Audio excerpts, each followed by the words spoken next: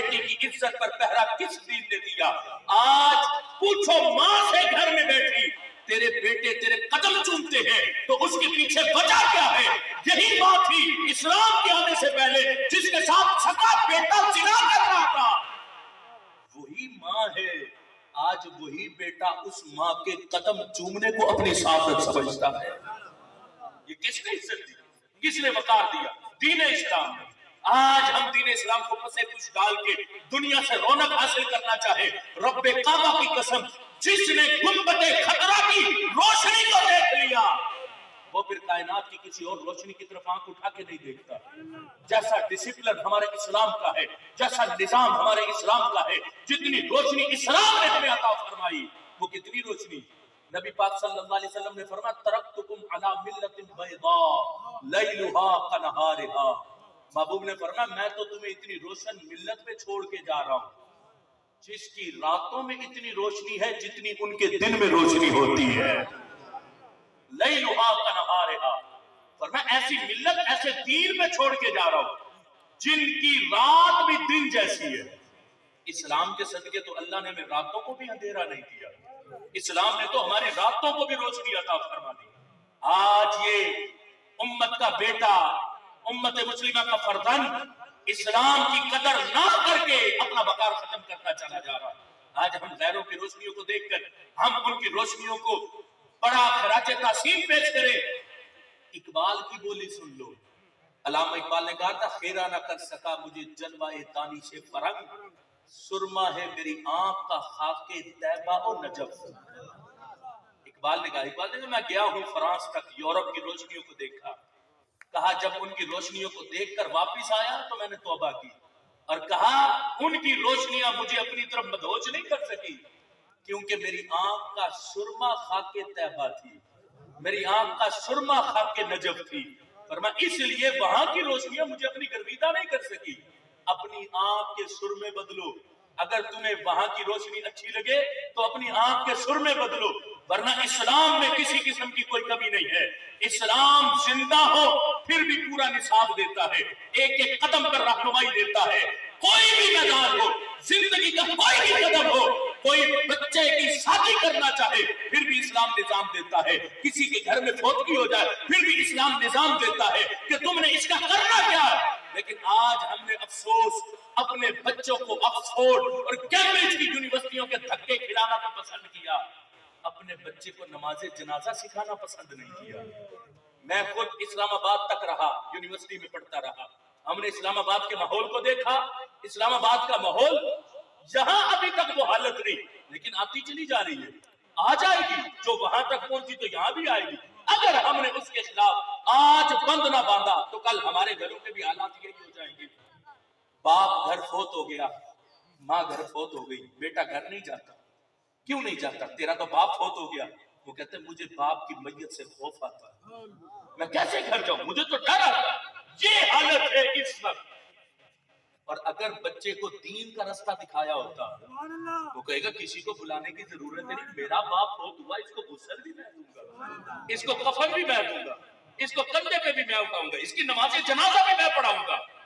لیکن حالت کیا ہے؟ اس بیٹے سے پوچھو، انگلش بڑی اچھی ہے اس کی بولی بڑی اچھی ہے، اخلاقیات ویسے بڑے اچھے ہوں گے، لیکن باپ فوت ہوا، یہ کہتے ہیں میں باپ کو کیسے ہاتھ لگاؤں، مجھے خوف آتا ہے۔ کیا کرو گی ایسی اولاد کا کہ باپ مرا ہے، وہ کہتے ہیں مجھے خوف آتا ہے۔ ہم نے ایسے بیٹے بھی دیکھے، جب گئے قبرستان تک واپس لوٹے، پوچھا کیا تم نے اپنے باپ کی تدفین کر دی؟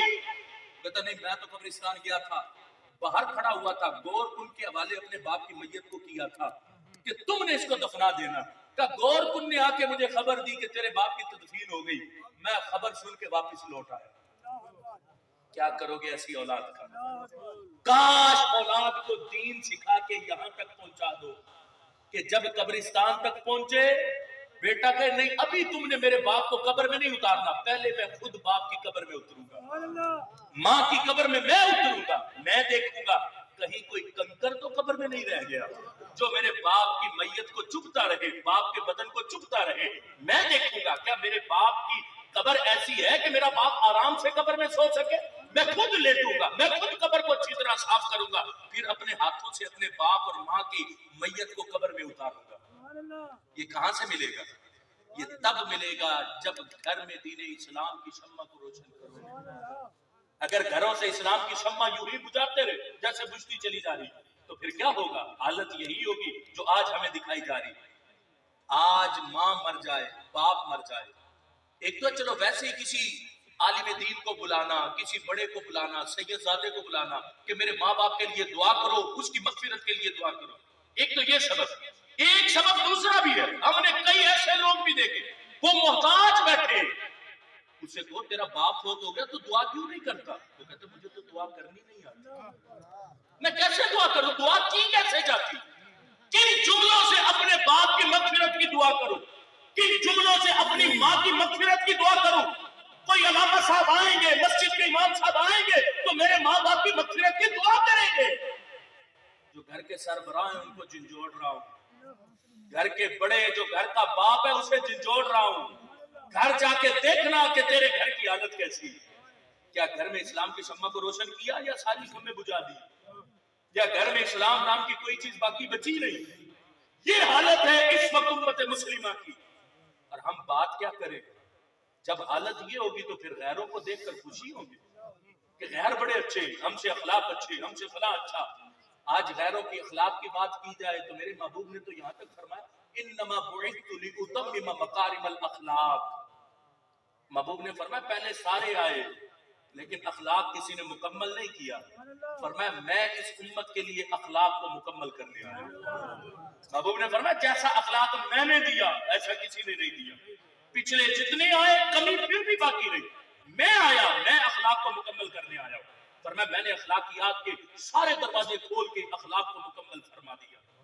तो महबूब तो आए ही अखलाक को मुकम्मल कर रहे, और आज हम गैरों की अखलाकियात को देखकर उनकी गर्विदा हो जाए। इसका मतलब इसने इस्लाम की खुशबू को नहीं सूंघा। इस्लाम मिठास रखता, इस्लाम खुशबू रखता, लेकिन हमने ना इस्लाम की मिठास को चखा ना इस्लाम की खुशबू को सींगा। इसलिए तो हमें गैर अच्छे लगते, इसलिए तो हमें यूरोप अच्छा लगता, इसलिए तो हमें उनका डिसिप्लिन, उनका निजाम अच्छा लगता, क्योंकि हमने अपने निजाम की तरफ कभी देखा ही नहीं।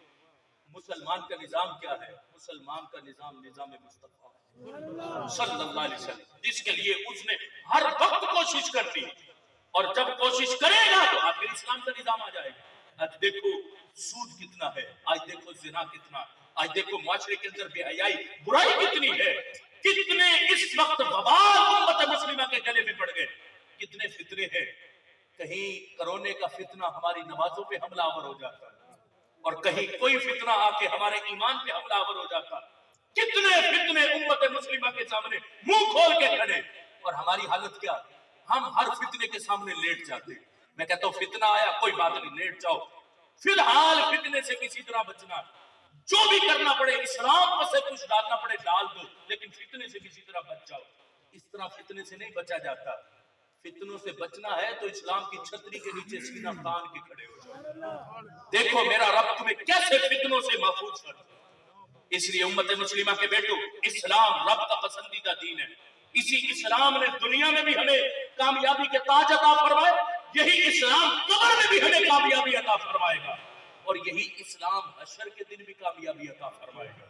नबी पाक सल्लल्लाहु अलैहि वसल्लम ने फरमाया जब हशर का दिन होगा यजीउल इस्लाम, इस्लाम आ जाएगा।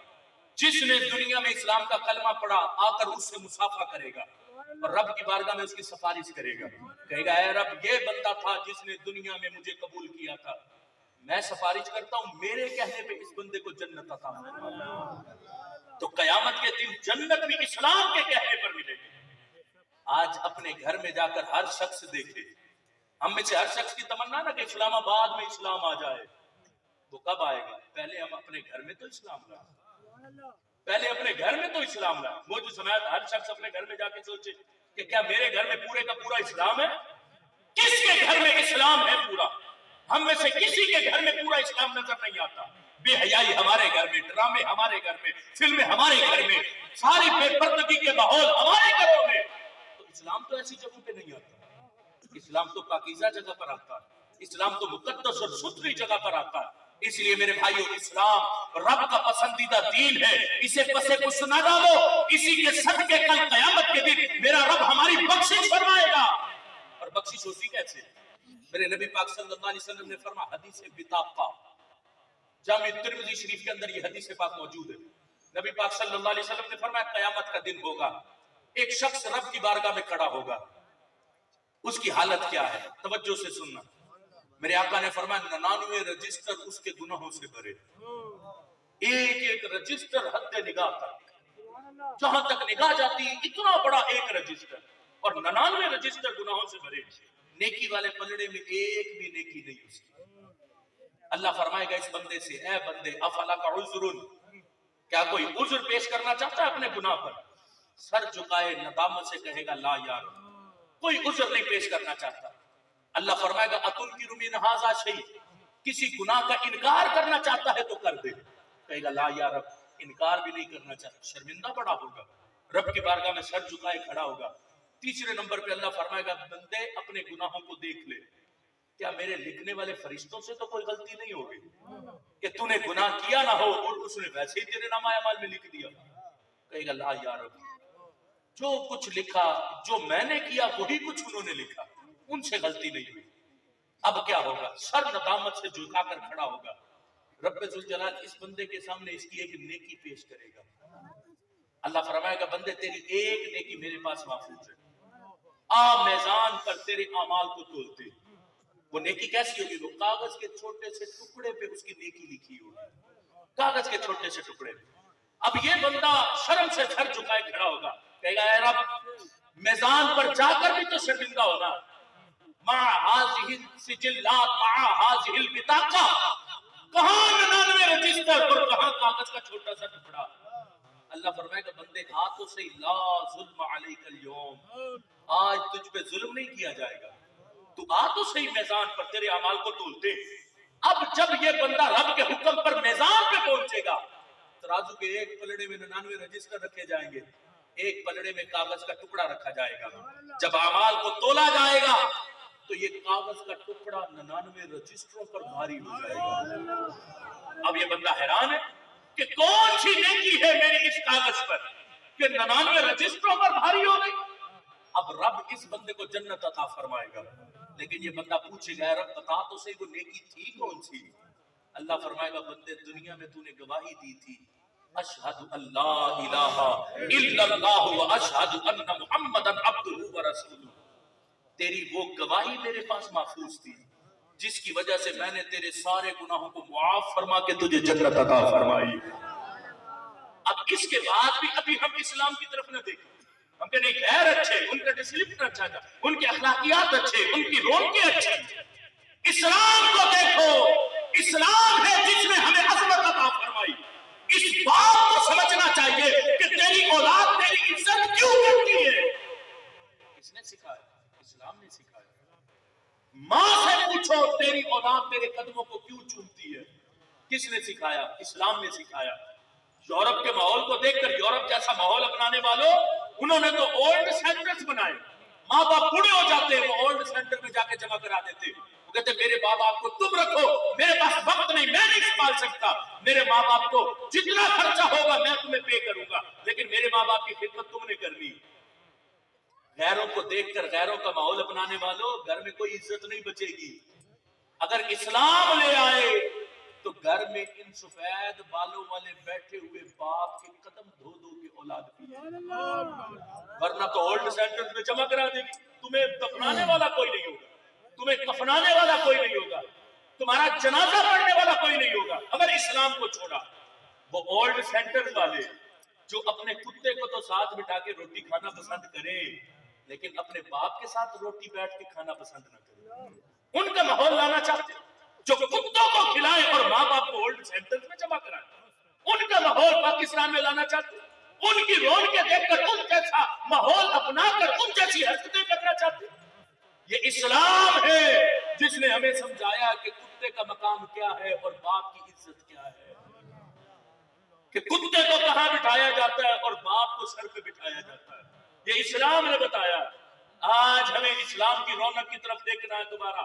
इस्लाम को बसे कुछ डाल के आज ये उम्मत जिल्लत और रुसवाई की तरफ हम किनार होती चली जा रही है। अगर हमने इस्लाम की तरफ ना देखा तो ना जाने आने वाले दिन और हमें क्या दिखाते चले जाएंगे। देखो नमाज जनाजा का जब इज्तिमा होता है, एक आलिम दीन को बुलाया जाता है नमाज जनाजा पढ़ाने के लिए। वो आलिम दीन क्या करता है, वो वारिस से इजाजत मांगता है कि ए इस मैयत के वारिस मुझे इजाजत दे, मैं नमाज जनाजा पढ़ाऊं। कभी किसी ने सोचा है कि इस इजाजत की वजह क्या थी, क्यों इजाजत लेनी पड़ी? क्योंकि असल हक था बेटे का कि बेटा नमाज जनाजा पढ़ाता अपनी माँ की, लेकिन बेटा इतना निकम्मा था, पढ़ाना तो बड़े दूर की बात थी, उसे तो नमाज जनाजा पढ़ना नहीं आता था कि नमाज जनाजा पढ़ना कैसे, उसे तो ये भी नहीं आता कि नमाज जनाजा की दुआएं कितनी, अरकान कितने, फराइज कितने, वाजिबात कितने, उसे तो होश ही नहीं। तो वो पढ़ाता कहां से? ये हालत क्यों हुई उम्मत मुस्लिमा के बेटों? आप इस हकीकत हाल को समझो। मैं मुखालिफ नहीं कि स्कूल ना भेजो, कॉलेज ना भेजो, यूनिवर्सिटी ना भेजो बच्चों को, लेकिन भेजो। भेजने का मकसद ये तो नहीं कि हम अपने बच्चों को इस्लाम से दूर कर दें। औलाद का सबसे बड़ा माँ बाप की मकसद, माँ बाप की मगफिरत है कि ये औलाद माँ बाप की मगफिरत का सामान होती है। और औलाद इतनी निकम्मी हो जिसे हया ही कोई नहीं कि माँ बाप फौत हो गए उनकी मगफिरत करवानी। एक तरफ तो फितना बदअकीदगी का, दूसरी तरफ फितना इस रोशन ख्याली का।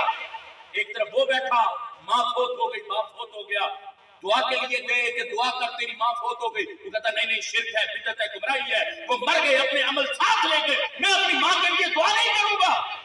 एक तरफ ये बदअकीदगी का फितना जो माज़अल्लाह माँ बाप की ये दुआ को शिर्क, बिदअत, गुमराही कह के वो छोड़ दे के मैं दुआ नहीं करनी। कितने खुशकिस्मत हो कि अल्लाह ने तुम्हें अहले सुन्नत बनाया। अभी बंदा फौत ही हुआ, फौत होते ही उसकी मगफिरत की दुआओं का सिलसिला शुरू हो जाता है। अभी मैयत घर में है फिर भी दुआ की जा रही, मैयत घर से उठी फिर भी दुआ की जा रही, अभी वो जनाजा गाह में पहुंचे फिर भी दुआ की जा रही, जनाजा पढ़ लिया फिर भी दुआ की जा रही, कब्रिस्तान पहुंचे फिर भी दुआ की जा रही, मैयत को कब्र में रख दिया फिर भी दुआ की जा रही, और फिर जब घर लौटे दुआएं फिर भी नहीं भूली, घर लौटते फिर दुआ, फिर तीजे की सूरत में दुआ, फिर साते की सूरत में दुआ, फिर 10वें की सूरत में दुआ। और आज चेहलम के इज्तिमा में भी माँ की मगफिरत की दुआएं की जा रही। कितनी मगफिरत के दरवाजे खुले अहले सुन्नत के लिए कि मगफिरत की दुआएं ही दुआएं हैं। अब बंदा बगैर तौबा किए गुनाहों से बंदा मर जाए, गुनाहों की गठड़ियां सर पे उठा के कब्र में चला जाए, और बंदा कहे कि नहीं चला गया, अपने अमाल अपने साथ ले गया, कोई सबब नहीं उसकी मगफिरत का पीछे बाकी, तो बताओ मुर्दे की मगफिरत कैसे होगी? वो तो गुनाह साथ ही लेकर चला गया, अब कैसे बख्शे जाएंगे? तो मेरे नबी अलैहिस्सलाम ने वाज़ेह फरमाया, महबूब ने फरमाया बंदा जब कब्र में जाएगा सर पर गुनाहों की गठड़ियां होंगी, हशर के दिन उठेगा तो एक भी गुनाह सर पे बाकी नहीं। कहेगा यार अब जब कब्र में गया था तो बड़े गुनाह थे, आज उठा तो एक भी गुनाह बाकी नहीं, किधर गए सारे गुनाह? कब्र में रहते रहते सोते सोते आज उठाऊं तो कोई गुनाह बाकी नहीं बचा हुआ। तो नबी सलाम ने फरमाया, अल्लाह फरमाएगा इस्तिग़फ़ारु लिवलदी, बंदे औलाद बड़ी अच्छी छोड़ के आया था, उसने तेरे लिए दुआएं की, उनकी दुआओं के सबब मैंने तेरे गुनाहों को माफ फरमा दिया, और तेरे गुनाहों को माफ फरमा के तुझे जन्नत अता फरमा दी। इसलिए हकीकत हाल को समझो, इस्लाम की हकीकत को पहचानो कि इस्लाम की हकीकत क्या है। जिंदा है फिर भी इस्लाम, मर जाए फिर भी इस्लाम, कब्र में चले जाए फिर भी इस्लाम, हश्र के दिन उठेंगे फिर भी इस्लाम। और आज हम दुनिया में रहते हुए इस्लाम को पसे कुछ डालते चले जा रहे हैं। इसलिए खुदारा मेरे भाइयों, इस्लाम की हकीकत हाल को समझो, अपने बच्चों को घुट्टी में इस्लाम अता फरमा दो। और सबसे बढ़ के चाहते हो ना कि हमारे घर में इस्लाम की रौनक आ जाए, इस्लाम का नूर आ जाए, हमारे बच्चे भी इस्लाम पर पाबंद हो जाए, तो एक रास्ता आखिर में बताकर गुफ्तगू को खत्म करने लगा हूं। पहले पक्की नियत करो कि जो बात करने लगा हूं इसका वादा सच्चे दिल से करोगे। वादा क्या है? देखो ना, ये है हमारा ज़मीर, पता है कि कोई अच्छी पैगाम ही देना, पहले सबने नियत कर ली कि आप वादा करेंगे। वादा ये है कि आपके करीब ही मदरसा फैजान मदीना, जिसको मैं अभी देख कर आया, दिल खुश हो गया। फैजान मदीना करीब ही है, कुछ ना करो। अगर चाहते हो ना घर में इस्लाम की रौनक आ जाए, तो एक बच्चे की उंगली पकड़ के उसे सुन्नी मदरसा का रास्ता दिखा दो। एक बच्चे की उंगली पकड़ के सुन्नी मदरसा का रास्ता दिखा दो। دیکھو پھر اس کی وجہ سے میرا رب تمہارے گھر میں اسلام کا کتنا نور عطا فرماتا ہے۔ یہ ہے مغفرت کا سامان۔ اولاد کو نہیں پتا، وہ تو 7-8 برس کا ہے، اسے کیا خبر میرے لیے اچھا رستہ کون سا ہے، برا رستہ کون سا ہے۔ تو ماں باپ کا حق ہے کہ اولاد کو انگلی پکڑ کے مدرسہ کا رستہ دکھائے، تاکہ یہ پڑھے، پڑھ کر جب باہر نکلے، جہاں بھی بیٹھیں گے اپنے لیے دعا بعد میں کریں گے، ماں باپ کی مغفرت کی دعا پہلے کریں گے۔ اس لیے سنی مدرسہ کرا، بھائی غیروں کے مدرسے میں نہ بھیج دینا۔ بیٹا تھا دعائیں کرانے کے لیے اور وہ کہ مر گیا مردود، سارے چلے گئے، کیا کرنا ہے فاتحہ درود کا، کوئی ضرورت نہیں، چلا گیا سارا۔ اور اگر سنی مدرسہ میں بیچا تو قبر پر کھڑے ہو کے سورہ یاسین بھی پڑھے گا، درود و سلام کے نذرانے بھی پیش کرے گا، جس سے ماں باپ کا دل قبر میں خوش ہو جائے گا اور اللہ ماں باپ کو راحت عطا فرمائے گا۔ وعدہ کرتے ہو نا، ایک بچے کو سنی مدرسہ میں ضرور بھیجو، اور اس میں سے بھی فرق دیکھو۔ میں بھی چونکہ ایک مدرسہ میں پڑھاتا ہوں، ذمہ داری سنبھالتا ہوں ایک مدرسہ، اور موسٹلی ہمارے مدارس میں اسٹوڈنٹس وہ آتے ہیں جو کوئی جس کی ٹانگ ٹھیک نہیں، جس کا بازو ٹھیک نہیں، جس کی نگاہ ٹھیک نہیں، اور جس کو 5 تک سکول میں پڑھایا ہر سال فیل ہوتا رہا، اب 5ویں کے بعد اسے اٹھا کے مدرسہ میں بھیج دیا۔ لیکن میں یہ نہیں کہہ رہا، افسوس نہیں کر رہا، یہ اسلام کی بہار ہے بھائی۔ جو 5 سال سکول نہیں چل سکا، اسلام کے صدقے اللہ نے اس کے سینے کو بھی کشادگی عطا فرمائی، وہ بھی حافظ قرآن بنا، وہ بھی عالم دین بنا۔ لیکن رب کے ساتھ سودا کرو تو کسی اچھی چیز کا کرو۔ ہم کہتے ہیں جو بیٹا میرا سب سے ذہین ہے اسے ڈاکٹر بناؤں گا، جو سب سے ذہین ہے اسے انجینئر بناؤں گا، اور جو سب سے نکما ہے اسے مدرسہ میں بھیجوں گا۔ یہ دکھ ہے، یہ افسوس ہے۔ آپ کے بیٹوں میں سے جو سب سے ذہین ہو اسے مدرسہ میں بھیجو، اسے مدرسہ میں پڑھاؤ، پھر دیکھو کتنی بہار آتی۔ اور یہ مت سمجھنا، آج اکثر لوگ سوچتے ہیں مدرسہ میں بچے کو بھیج دیا، ان فیوچر کیا کرے گا، اس کا مستقبل کیا ہوگا، کہاں سے کھائے گا، کیا ساری زندگی ٹوٹی سسوں پہ بیٹھا رہے گا، کہاں سے اس کا گزارا ہوگا۔ میں اللہ کے فضل سے جب پڑھتا تھا مدرسہ میں، چونکہ ہم بھی شہر میں رہتے، ملتان دہلی گیٹ چوک کے پاس میرا آبائی گھر ہے، وہی رہتے تھے، تو میرے ابا جی سے بھی لوگ پوچھا کرتے تھے کہ تم نے اس کو مدرسہ میں ڈال دیا، یہ بتاؤ ان فیوچر یہ کیا کرے گا تمہارا بچہ۔ اب وہ جب پوچھتے کہ کیا کرے گا تو والد صاحب فرماتے جب بندہ دنیا کے رستے پر چلے تو رب رزق دیتا ہے، تو کیا دین پر چلنے کی وجہ سے رزق نہیں ملے گا؟ تو رزق رب کے ہاتھ میں ہے، رب راضی کے بندے کا، اس نے دینا۔ اگر بندہ ABC Z تک پڑھ لے تو پھر بھی اس کا رزق کا گزارا ہو جاتا ہے، تو اگر الحم سے بالناس تک قرآن پڑھے تو کیا اس کو رزق نہیں ملے گا؟ مت سوچو کہ کہاں سے کھائے گا، کہاں سے گزارا کرے گا۔ میں آپ کے سامنے بیٹھا ہوں، کسی چیز کی کوئی کمی نہیں، یہ دین کا صدقہ، دین کی بہار ہے۔ اس لیے مت سوچو کہ ان فیوچر کیا ہوگا، ان فیوچر یہ ہوگا کہ تو نے ڈاکٹر بنایا، انجینئر بنایا، اس کی وجہ سے لوگ تیری عزت نہیں کرتے۔ جس ایک کو عالم دین بنایا اس کی وجہ سے لوگ تیری عزت کرتے ہیں کہ یہ عالم دین کا باپ ہے، یہ عالم دین کا باپ ہے، یہ محدث کا باپ ہے، یہ مفسر کا باپ ہے۔ اس لیے ایک بچے کو وعدہ کرو نا سارے، ایک بچے کو سنی مدرسہ میں ضرور جمع کرواؤ گے۔ رب ذوالجلال میری یہ تمام کلمات اپنی بارگاہ میں قبول فرمائے۔ یہ ایک مسئلہ پوچھا گیا